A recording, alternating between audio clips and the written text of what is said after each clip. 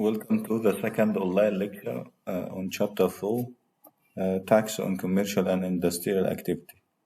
In this lecture, we're going to study the fourth topic, which about the taxable revenue. So we have studied the first and the second and the third topic, and today, inshallah, we're going to explain the taxable revenue.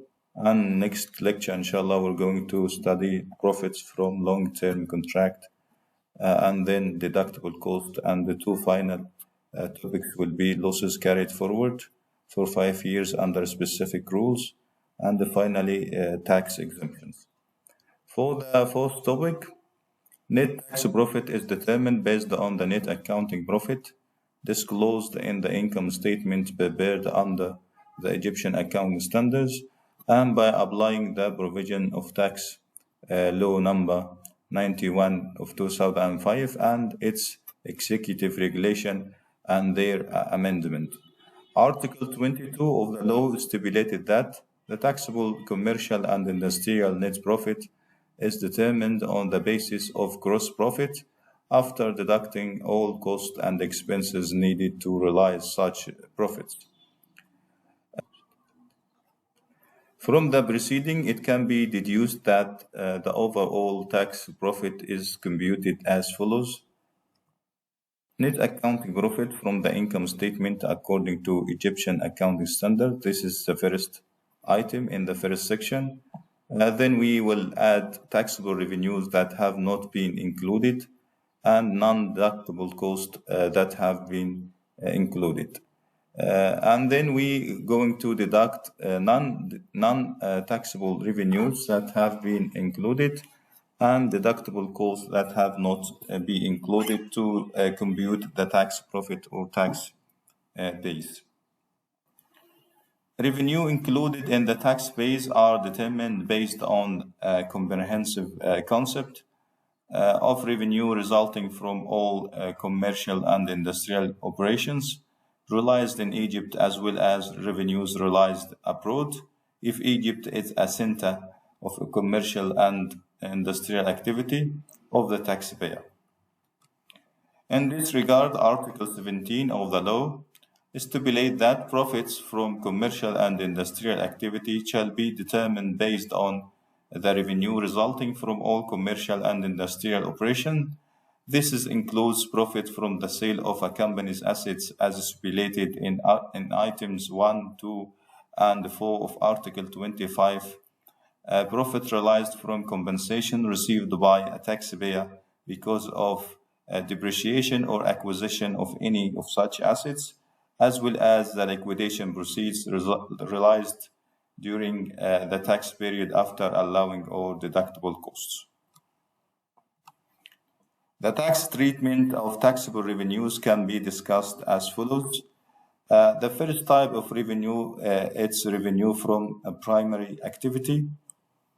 It means that revenue generated from the main commercial and industrial activity for which the establishment was established.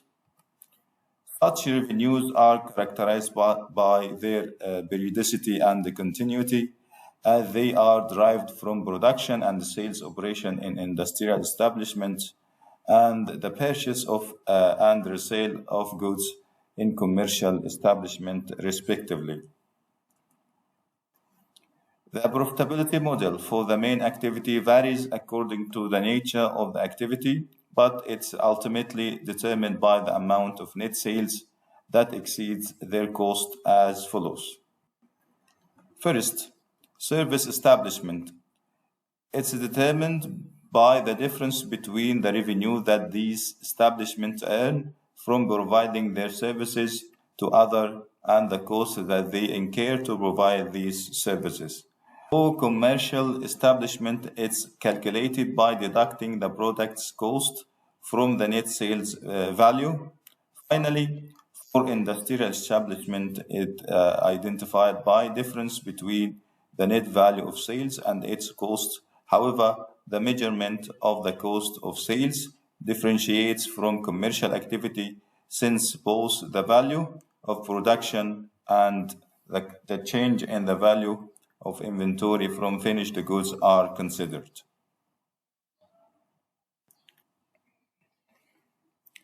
There are a set of rules that the examiner must observe, which are as follows. For net sales, to verify the actual net sales, it's required to ensure that the sales figure reflects the actual sales that occurs during the fiscal year, and the same for the sales returns by considering the following. Applying the accrual principles or accrual basis, sales are recorded as soon as the sales has occurred, regardless of the collection of its value. Verifying that a portion of the actual sales has been omitted and that the sold goods have been delivered to customers. Withdrawal of the establishment owners, they are recorded at cost, meaning they are not included in sales.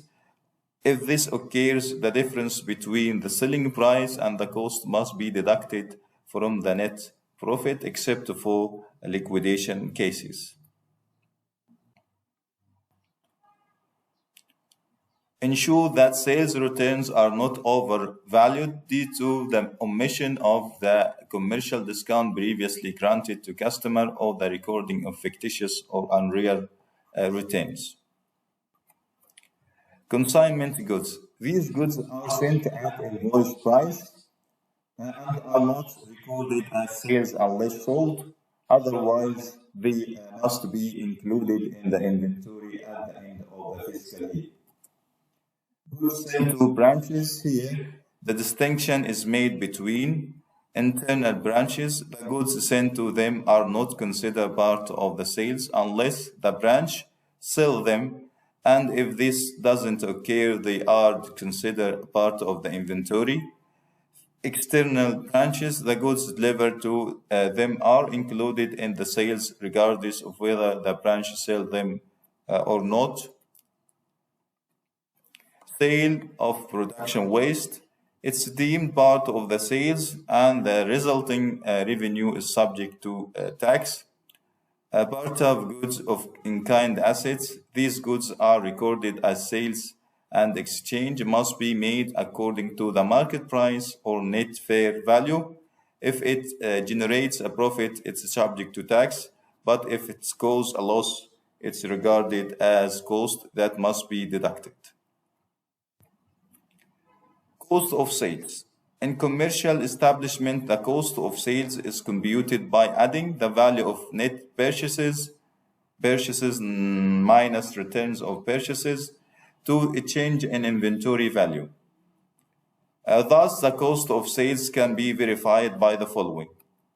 Net purchases. The examiner should consider the following factors. Following the accrual basis when recording these expenses.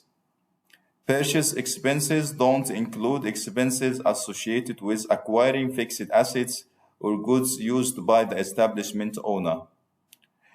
Customs taxes are included in the purchase price when importing from abroad, considering import rules. In purchasing inventory in credit, the difference between the on-credit price and the cash price is recorded as interest expense and amortized over the repayment period. A change in inventory. The tax examiner must verify the accuracy of the cost of goods at the beginning of the period and its conformance with what was tax approved at the end of period inventory for the preceding period. It's also necessary to ascertain the authenticity of the inventory at the end of the period of the goods owned by the establishment that has not been disposed of until the date of preparing the financial statement by considering two significant elements: value and quantity or value. The second type of revenue, after discussing the revenue from primary activity, is capital gains from the sale of the establishment assets. They are incidental and non-recurring gains, such as those earned by the establishment from the sale of any of its fixed assets specified in Article 25 of the law, which include the following. Clause 1, building, establishment, ships, and aircrafts. Clause 2, purchased intangible assets, including goodwill. Clause 4, land, work of arts, monuments, jewelry, and other assets which by nature are not depreciable. Notably, the disposal may involve one of the previously specified or the entire establishment assets. In both cases, the realized capital gains are subject to taxation. Such profits are computed by comparing the net selling price to the asset's net book value after subtracting the tax-approved depreciation from the asset's historical cost. The third type of revenue or taxable revenue, profit realized from compensation. The taxpayer may receive compensation for depreciation or acquisition of any of such assets mentioned in Article 25, items 1, 2, and 4. If the compensation value exceeds the asset's net book value, the difference is taxable income or revenue. In the event of compensation, capital gains are determined in the same manner as in the case of the sales of fixed assets. Profit from the re-evaluation of the assets and liabilities of the establishment. In this regard, a distinction must be made between three cases that require a re-evaluation of the assets and liabilities of the establishment. Valuation relative to market prices, identifying the establishment's actual worth. The profit from that evaluation are only unrealized or estimated profits that are not subject to tax, since these profits didn't result in any real increase in the rights of the sole proprietorship owners. They are not subject to tax. Alerting or changing the establishment legal form, the profit from that evaluation are deemed realized profits and are liable to tax due to changing the ownership structure. This is when an establishment offers its net assets as in-kind share for joining or merging with another company. Valuation to provide the assets as in-kind share in the capital of a joint stock company. Profit from such evaluation are not subject to tax to encourage individual establishment to establish joint stock companies as Article 20 of the law stipulated. Tax shall not apply to profits from the re-evaluation of the assets of sole proprietorship when providing this is as in-kind share to the capital of a joint stock company, providing that the shares corresponding to in-kind share are nominal and shall not be disposed of within 5 years. Realized liquidation proceeds. The tax applies to current and capital profits earned during the liquidation period. In this instance, it's indicated that if the liquidation period spans multiple tax periods, the liquidation proceeds are subject to tax during each tax period in which they are realized. Number 6, incidental or non-recurring revenue. The revenue generated by the establishment from operations fall beyond the scope of its primary business but are indirectly tied to its assets and properties. Examples include the following.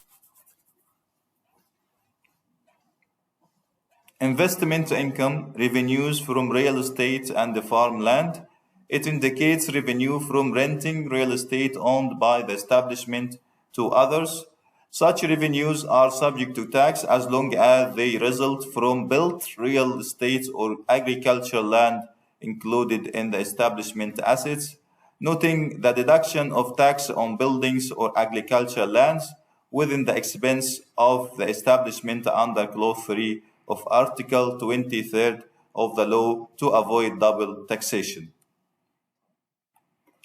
Dividends for shares and equity codes. Dividends for stocks and codes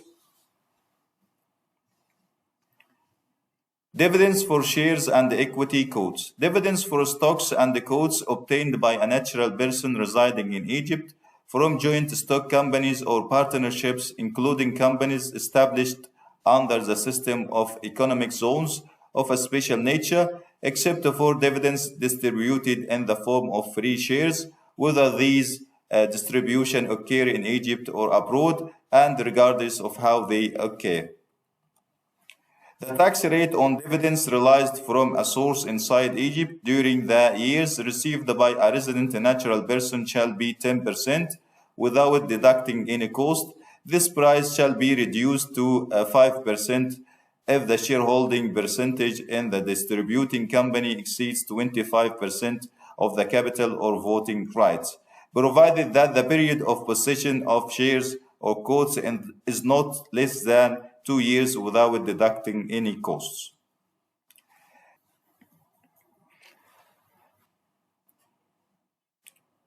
Grants and subsidies, such as production subsidies and export subsidies that the establishment receives from the government and local authority units to aid them in production, enable them to compete with foreign goods, or encourage them to provide their services.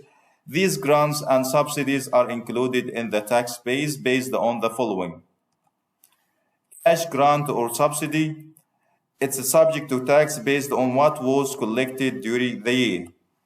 In-kind grants or subsidies, it's liable to tax based on assets, markets, or fair value when acquired by the establishment.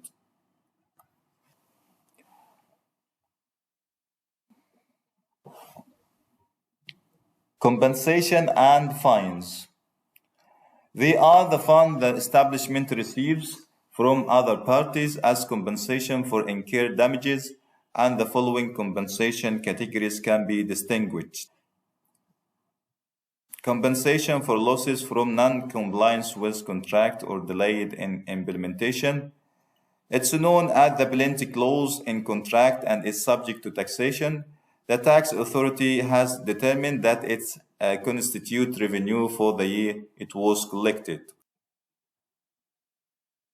Compensation for losses or damage to a company's fixed assets. It's compensation for the losses of current assets such as merchandise. It's deemed revenue for the tax purposes and is liable to tax even if it was utilized to replace the damaged current assets. Collected bad debts. Collected bad debts. These are debts written off in a prior year or years and then collected in the following year. They are taxable if the tax authority approved them as deductible cost in the year they were written off. As the last paragraph of the Article 28 of the law clarified that if the debt or part of it is collected, the amount collected must be included in the firm revenue in the year in which the collection took place. Earned discount. This discount is considered revenue for the establishment which it receives from its creditor or suppliers if its debts or obligations are paid before maturity. Therefore, discount must be included as revenue in the income statements and it is thus taxable revenue. Number 6, foreign currency differences. A distinction must be made between foreign currency differences from foreign currency transactions. These are the differences that result from payment or collection occurring after transaction date. If such differences are credited, they are regarded as taxable revenues, but if they are debited, they are considered deductible costs.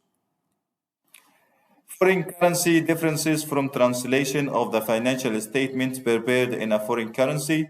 They are considered unrealized differences and are not included in the tax, profit, revenue, or expenses. Number 7, credit sales commission. It refers to the commission obtained for distributing items to other businesses. It's considered among the taxable revenues, provided that it relates to sales achieved during the tax year subject to taxation. Credit returns. It includes the returns obtained by the entity as a result of practicing its commercial and industrial activity, such as the receipts of the sales by installment or the returns of delay on the debts expected. Number 8, credit returns. It includes the returns obtained by the entity as a result of practicing its commercial and industrial activity, such as the proceeds of sale by the installment or returns of delay on debts of customers who are late in paying their debts due to the enterprise, or the interest of loans and advances granted by the enterprise. These returns are fully subject to tax. On the other hand, there are credit returns unrelated to the company's activities, such as investing a portion of the company's funds in purchasing bonds issued by the Minister of Finance in favor of the central bank or other banks. The return of these bonds are subject to tax under Article 58 of the law, which stipulates that, subject to any tax exemptions stipulated in other laws, revenues on bonds issued by the Minister of Finance in the favor of the central bank or other banks are subject to tax at the rate of 32% without deducting any costs. Profit from selling securities. They are the capital gains realized from the sole proprietorship investment of its excess fund in purchasing securities such as stock, bonds, investment in instrument, and financing instrument. These profits are subject to tax as follows. The value of taxable profit is equal to the sale or exchange price or any form of disposal of securities minus the acquisition cost after deducting the brokerage commission. The tax rate applicable to such taxable capital gains is computed as follows. Capital gains realized in Egypt. It is subject to a 10% tax rate under two conditions. The taxpayer must be a natural person residing in Egypt, and the securities must be listed on the stock exchange. It's liable to the progressive price of a taxpayer is a natural person residing in Egypt, and the securities are not listed on the stock exchange. To prevent double taxation, the tax paid on capital gains of securities, whether listed or unlisted, is deducted from the tax payable by the taxpayer within the limits of such gains. Capital gains realized abroad, it's liable to tax at a progressive rate if the taxpayer resides in Egypt. To prevent double taxation, the foreign tax paid abroad on these capital gains shall be subtracted from the Egyptian tax owed by the taxpayer within the limitation of these profits.